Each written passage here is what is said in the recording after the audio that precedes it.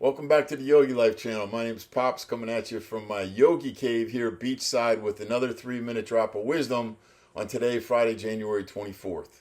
This week, our friend Little Yogi chose the topic of let it go. You might say, Pops, what are we talking about? Let what go?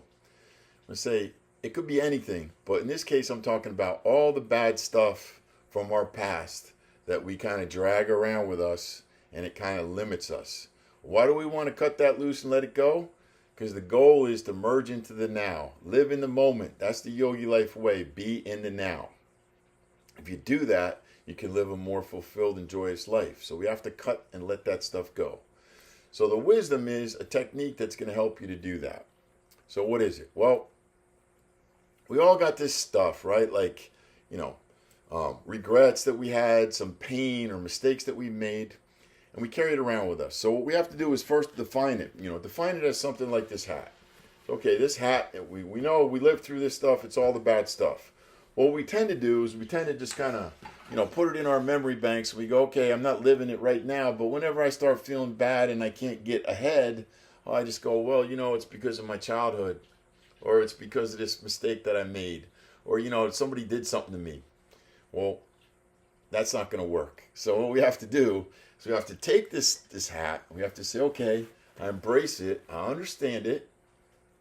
The only evidence that I need to know is that I already came through this because here I am in the now.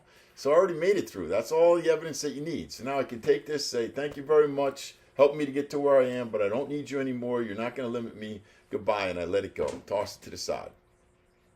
Now, a cool analogy that can help you with this and really inspired me was Dr. Wayne Dyer, a favorite of mine, had this guy, Alan Watts, and he talked about the wake of a boat. The wake of the boat is like this. So, if you've ever been on a boat, you look and the wake just kind of, cuts out these little waves and they start out tight and then they just kind of fade off into the distance. And that's kind of like our past, right? It's a trail. It's a trail of where you've been.